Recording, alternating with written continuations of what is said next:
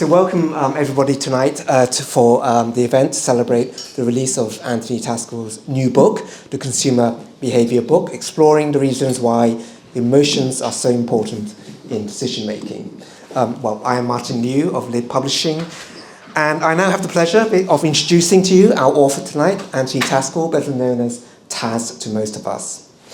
So The Consumer Behaviour Book is Tas's sixth book. His other books are the Storytelling Book, which has sold nearly 40,000 copies and is a classic in its field, and which next year will celebrate its 10th anniversary. How time flies. I can't believe it. I know, extraordinary. Be a teenager soon. Tas has also written the Storytelling Workbook, the Insight book, which was published last year, and which was one of Lid's top 5 best-selling books in 2023. And he's also written the Inspiratorium and Incitations. Besides being a prolific book author, Tas somehow finds time to be a trainer, brand strategist and educator, specializing in storytelling, behavioral economics and insight. He's also a course director for the Chartered Institute of Marketing, the Market Research Society and the Civil Service College, amongst other institutions. Tas also continues to have an incredible career in branding and advertising, working for a range of clients that includes the BBC, Panasonic, EE, the NHS, Yamaha, Sky, and the Royal Albert Hall, amongst others. Tas is also a regular speaker, has run the Guardian Masterclass on harnessing the power of storytelling, and is a frequent guest on Talk TV, in which he talks about marketing and communications topics. Don't judge me for that. It's an amazing bio, Tas. In a minute, I'm going to hand over to Tas.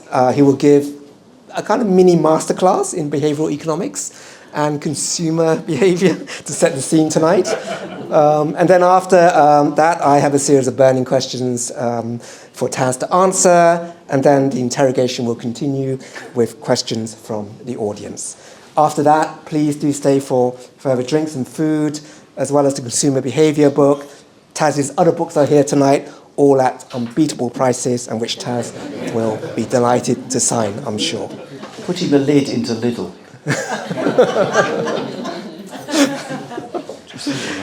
Anyway, please, could you now give a warm welcome to Tas? Thank you. Thanks, Martin. First thing is, I hope you don't mind that I've actually decided to colour code myself. So I've come as the exact colour, exact Pantone colour. Pantone Tasgal? No, maybe not. So you see, okay, you've done he's done the comedy course, you see. So, so this is the Consumer Behaviour Book, and there's a sort of habit of just naming them as 3 letters, sort of acronyms, or technically initialisms. So the Storytelling Book was TSB, the Insight Book was TIB, so Consumer Behaviour Book is CBB. So welcome all of you. Also, as it is my 6th book and I'm talking about it, I thought I should probably... Best series ever. Best finale to ever series ever. Although, also, I don't know if any of you got the loyalty cards. If you have been now to all 6 launches, it does qualify you to a free 30-minute tutorial on etymology from me with no expiry date. So please take that up. I'm not going to give a masterclass. I'm just going to sort of talk about 2 or 3 bits from the book, and then we'll have the questions. So one of the things that behavioural economics is about is the fact that rationality is overrated in business and marketing and communication. So I think I'm going to give you 2 quotes, really, which sum up, hopefully, what the book is about. That's going to really mess with your eyes. If you can see the cover, it is actually a sort of magic eye cover called Incognito. And it's by a man called David Eagleman, who wrote a fantastic novel, I'm sure Lucy's read it, called Some. But he's also an incredibly bright and irritatingly handsome neuroscientist. And incognito is also an anagram of cognition. But he has this quote, which I use all the time, and I have to ascribe it to him because it's the best quote I've ever seen. He says, "We don't think the way we think we think." Isn't that lovely? Because the fact is we tend to think, or we like to think that we think rationally, logically, independently. But again, especially in the world that I sort of work in, and many of the people here do, marketing, communications, brands, education, there is this sort of myth that human beings just sit there and lap up facts and information and just judge and evaluate them quantitatively, rationally. And that's why I like that quote. We don't think the way we think we think. So behavioural economics is really the study of how our brain is doing lots of other things and making lots of other decisions and choices without us necessarily knowing what Kahneman called System 1 thinking versus System 2. Now the second quote I was going to give you is from this guy. So did I mention a bit of audience interaction? Is that all right? Okay. So anyone have a guess who that gentleman is? Any guesses? Just any names will do. Spinoza's a really good guess, but not. Do you want to ask if it's Isaac Newton? I have to say, is it Isaac Newton? Is it Isaac Newton? No, it's not Isaac Newton. That is actually Isaac Newton in his pre-gravitational period, working, I think, as a pretty good Jeremy Vine looky-likey, actually. No, this is Jonathan Swift. And the reason I mention it is a great quote from him, which I'll come on to in a minute. And he, you may know, is a very famous Irish writer, thinker, satirist. And he wrote Gulliver's Travels, which is a fantastic piece of writing. And he was renowned as a great satirist and thinker at the time. And I reckon he probably thought, I'm going to be the most famous Swift ever in the history of mankind. And for about 250 years, yeah, I mean, he was. By the way, if there are any like bird watchers, twitchers in the room, he's probably not even the second most famous Swift. So I do feel a bit sorry for him. But interestingly, I was just playing with this afternoon, and you may not know this, and I've got a link coming to Homegrown for Jessica. You'll see in a minute. He wrote something called A Modest Proposal for Protecting the Children of Poor People from Being a Burden to Their Parents or Country and for Making Them Beneficial to the Public. I'm going to give you a quote, because most people don't know this. Most people don't know this treatise. But here's a quote from it, which I'll just let you read. Yes, there's a bit of satire for you, ladies and gentlemen. That is 100% bona fide satire. And I thought, I wonder how people reacted to this. And this, I think, was a fairly understated way of describing it, really. So he was a well-known satirist. And one of the reasons I'm mentioning him is there's a direct link to Greg Wallace, who is a member here. Because I don't know if anyone saw this, I don't think we did, but he did this spoof documentary about sort of cannibalism. And it was deliberately modelled on the Jonathan Swift Modest Proposal. So there you go, a link to Homegrown. But the main reason I'm talking about Jonathan Swift is, again, it's a quote in the book. So, as you know, many of you know, I'm a lapsed classicist, as I like to say. So Aristotle was famous for saying that mankind is logikon zoon, a logical animal. And everyone went, yeah, that's really cool, Aristotle, well done. But he said zoon, an animal. So we might be rational, but we're still animals. But the reason I'm mentioning Jonathan Swift was when he was writing a letter. For the younger members, a letter is sort of what we used to have before email. He was writing a letter to Alexander Pope, another sort of British writer and thinker. And he didn't agree with what Aristotle said, and he had a better expression in Latin, which I really like. He said, mankind is rationis capax, capable of rationality. And I quite like that, because I think that's much truer to our own sort of experience. We're capable of rationality. It doesn't necessarily mean we use it, but we're capable of it. So again, that's one of the things that behavioural economics tries to say. Stop if you're a client or a brand or you're creating communications or presentations or documents or collateral or websites. Stop assuming that people out there are just making an economic valuation, what economists call homo economicus. It doesn't seem to be the way that our brains work. Emotions are more important, social factors are more important, compliance is more important, conformity. Next bit of audience participation. Because I think, you know, you've come all this way, it's a nice cool room, you've got some drinks, I should put you through a bit of a ringer. So for 5 seconds, do we all think that we're in control of our thoughts? God no. God no, I like that, is the correct answer. But just in case anyone doubts this, I'm going to ask you, and I'm standing here looking at you now, so I'm going to say, can you all for 5 seconds close your eyes? Okay? Now don't think of a polar bear. Okay, you can open your eyes up now. Okay, hands up, how many of you were thinking of a polar bear? Right, how many of you managed not to? Anyone? Let's see if you wanted to. What did you think of? A glacier mint. Glacier mint. You know what, I'm going to count that. That's at least a half a point, isn't it? Any others? What do you think? I thought of a lemon. Why lemon? Because I always say to people, when I'm doing training, don't think of a lemon. Oh, I see, so you're, right, you're playing it back to me. Okay. Anyone think of a penguin? No one think of a penguin? It's usually a penguin. Okay. So what did I ask you all to do then?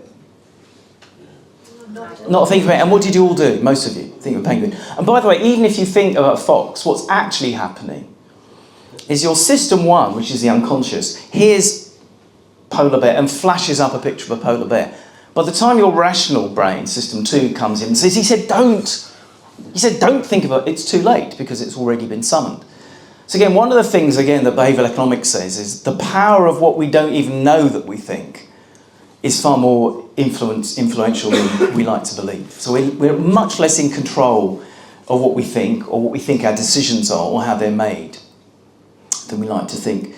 And that's what sort of, we'll talk about this in a minute, that's what got me writing the book and doing the training. Because so many people I work with, so many clients, so many people who work in communications, think that their job is simply to transmit facts that the brain will lap up and decode into, yes, I will take these facts on board and behave accordingly. So there we go, don't think of a polar bear. The only other thing I'm going to just talk about, and then we'll hand over to the questions, is something in behavioural economics and psychology called framing. And that's based on the simple psychological principle that you can take the same logically, verbally equivalent information and present it in a different way and get a different output. So the classic experiment, which again was done by Daniel Kahneman and one of his team, was imagining that there was a sort of terrible disease, and this was done before COVID. And people are given a choice, they're told there's this wonderful new treatment. And the first group are asked, if you have this treatment, there's a 90% chance you'll survive for 5 years. Will you take it? Second group are asked, there's this great treatment, but there's a 10% chance you'll die in 5 years. Will you take it? And of course, way more people choose option 1 than option 2, which is strange because they're the same. So again, that's the point about framing, which is economists will say, no, it's the same logical information, but we know the way framing works is we perceive things differently, we make different decisions, we evaluate them differently. Again, often even without conscious thought. So I thought I'd put a picture of a frame up, and I used this picture and I was told it's an actual frame. It's really useful. So I've got loads of examples of framing in the book. This is probably my favourite example. I tried to sort of check it up, find out where it came from the book. Anyone who's thinking of having kids? So I think probably that's enough from me for a bit. Thank you very much. I'll hand over to Martin.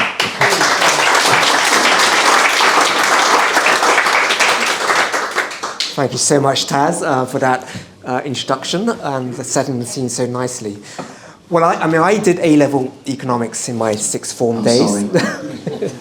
And I still remember my economics teacher, Mr. Dudley, banging on about, people making rational decisions. This is now turning into therapy. Maximising utility. And do you still think of Mr. Dudley? I do, yeah. I mean, it's my foundation, I would say. But as you said, behavioural economics has become, a pretty hot topic in marketing these days. And yet, I would say at the same time, almost nobody can agree on exactly what it means and how to practice it effectively. Tas, was that your main goal in writing this book? Yeah, I think you might paraphrase a quote from Richard, from the book, wherever you are, Richard. It's one of those things, the last book was about insight, and I wrote that because, again, lots of people bandy the word insight around without being able to agree what it is. But I think the thing about behavioural economics is, firstly, it's got a rubbish brand name. No one actually who works with behavioural economics wishes it was called behavioural economics. It's a really rubbish name. But it is about sort of understanding, as I say, how the human brain works and how human beings really think and make decisions and choices. So for me, it was about saying, okay, I'd worked with lots of clients. And I'll tell the story now, because Tessa and Vaughan and Mick are here. So this is from their era. So I'm dating us all now, I'm afraid. So we used to work with a man called Richard George. Remember him? Yeah, Richard George. He was the grandson of the founder of Weetabix, so we used to call him George III. Okay, set the bar very low there. And he used to come to the meetings in his helicopter. He literally would like land, and very, very posh. He was the Times 100, and he sold his company for gazillions and stuff. But I do remember we'd go and like present ads to him on Alpen. We'd go out and present sort of ads on Alpen and stuff. And I remember one of the things he said, which I think, I might need to get Vaughan and Tessa to confirm this, because there's at least one person in this room who knows that my memory is not what it is. So I'm probably embellishing it, aren't I, Zach? But I do pretty much think that there was a time where we'd say to Richard, what do you think of this? And he would say, I'll show it to my gardener. Because that was his way of sort of thinking, I can't judge this, but my gardener. So I think in the book I've called it horticultural influencer theory. And that's how it used to be, and I thought, this can't be right, that we just have the tyranny of subjectivity. And even now, when I work with clients, well, you know, I don't like this, or it doesn't say the brand often enough, or it's... So I thought any theory that we had might be good, so we wouldn't have to have this he said, she said thing. So I heard about this thing in behavioural economics, Daniel Kahneman, Amos Tversky, etc. So I thought, okay, I'm going to start applying it. And it's still, even now, not mainstream. There are still loads of clients who say, oh, I understand all this stuff. Then I say, okay, show me your website then. And it's just like full of facts, and it's full of numbers, and it's like... So I said, no, you don't understand it, because if you didn't understand it, you wouldn't be doing this. So that's sort of how it came about. I mean, actually, to be honest, what I really enjoyed from reading your book was, the number of great stories, studies, quotes and anecdotes. I mean, which of course is very much part of your writing style, Tas. I mean, perhaps you could run through some of your other favourite ones from the book, just to give people, a taster for those who haven't read the book yet. Oh, where do I start? There's one quote I like. A lot of it is, again, about how our brain works and the fact that our brain is not a sponge and it's not a computer. So again, when I talk to clients, I say, look, you do realise that people out there or in here, their brains are not sponges. They don't just absorb and retain infinite amounts of information. It's not a computer that processes things logically and rationally. And so there's a great quote and a cartoon from Gary Larson. Again, perhaps 3 people in the room will know. And it's just a person putting their hand up in class saying, please sir, can I be excused, my brain is full. And again, a lot of it is understanding that that's not our job. Our job in marketing and communications is not just to fill people's sort of head with facts. There's another story about a man called Phineas Gage. If you've done anything about behavioural economics, you've heard of Phineas Gage, who was famously involved in an accident with a tamping rod. And it literally he was working on a railroad in the States in the 1840s, I think it was, and a tamping rod went straight through his head, through his brain. But miraculously, he wasn't seriously injured. He managed to actually continue. He went to hospital afterwards, but he changed. Because the part of the brain that had been knocked out was the part regulating his emotions, not his rationality. And the expression they used was, Gage was no longer Gage. He just wasn't the same person. He was irrational, he was argumentative, he was inconsistent. Not because his rationality had been affected, but because the part affecting his emotions. So emotions are incredibly important. This is the whole thesis of the book. But what's really interesting about the story as well is it's got a great title in the medical literature. The title of the paper about Phineas Gage is called, and I have to get it right, Recovery After an Iron Rod Emerging Through the Head, which is one of the more interesting titles of a medical paper. So that's a great story. And there's William James. Anyone who did psychology will know. William James is often known as the father of psychology. His brother was Henry James. Anyone who studied American literature will know Henry James, who wrote Wings of a Dove. So if William James is the father of psychology, it makes Henry James the uncle of psychology. I think it's better than that. Anyway, okay. Anyway, so William James had this theory, and he said, look, we get it wrong. We think what happens is we see a bear, we run. We see a bear, we feel fear, we run. He said it makes more sense in evolutionary terms, because evolution is what's behind all the emotions. It makes more sense if you look at it that actually we see a bear, the first thing we do is the action, which is run. The next thing is we get a physical response, so our hair stands on end, or our heart starts beating, or we start sweating. And that sends a message to our rational brain, which is what's going on. Oh, I'm frightened. So again, what behavioural economics does for me is it says actually, we spend a lot of time, and again, Tessa and Vaughan and Mick and then Richard and everyone, we work in the communications business. And what behavioural economics says, amongst other things, is you don't always have to change attitudes. Attitudes are sometimes very hard to change. Attitudes are like property. We don't like giving them up if we've invested in them. So what behavioural economics says for me, and it's one of the things I talk about, is if you can change behaviour, sometimes you don't have to change attitudes. And often the best way to change behaviour is actually emotion. It's not rationality. So I've forgotten what the question was, but I think I've come to an end. Okay, fair enough. Okay. It happens so often now. I mean, this is your sixth book, Tas, and you've written, a lot about storytelling and insight. How does the Consumer Behaviour Book, fit into this growing collection of works? It's a shame he's not here. Clint, the wonderful Clint Alibokas, my Boehringer Ingelheim client, is away somewhere as well in Germany. But he actually said at the beginning of the book, there is a sort of sequence. So he thinks this should be like the first book you read, because it understands how people make choices. Then you get into storytelling to understand that stories actually are a great way of embodying emotions. And then afterwards, insight. So insight is actually how do you turn that into something which is going to surprise and sort of change people. But there is a sort of sense that they all have to use a phrase, a golden thread. There is something running through them. So I have an Australian client, I did have an Australian client, so probably not going there again, Peter, from Destination New South Wales. And when I went to Australia to do the training for him, before I went, he said, look, mate, you're going to come over at least 3 days, 2 lots of 3 days. So we're going to get you to do the whole thing. So I said, okay. So he said, look, you've got behavioural economics, BE. You've got storytelling, ST. And you've got insight, I. Mate, it's your bestie programme. So apologies for any stray Antipodeans. But I suppose that the bestie thing sort of works. That's how I suppose the comes together.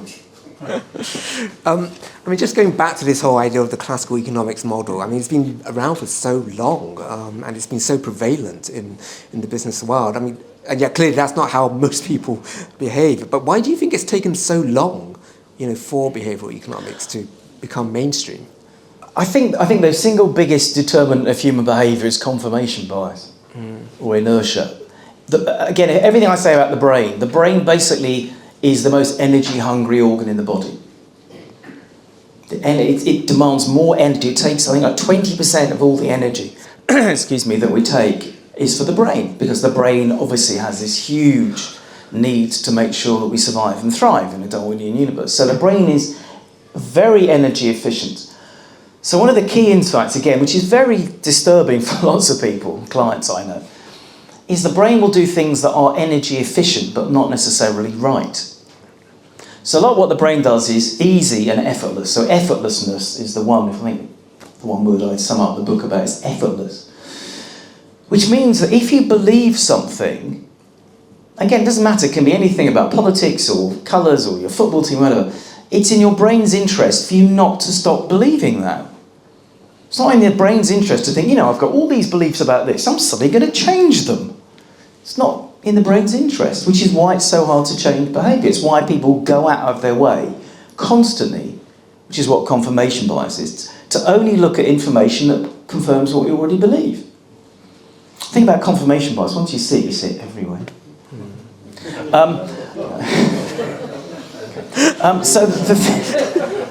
It's all right, they'll be repeated on Sunday on BBC Two. Okay, Dan, no, you're too kind. So for me, that's the reason. So many clients, and again, when we were working, Tessa and Vaughan and Mick, at D&B, we're doing tracking studies, and a lot of these times you realise they're not really showing anything. Nothing's moving. Tracking studies? And a lot of the time it's because clients say, well, I've invested all this, I've got to keep going, even if it's not doing anything.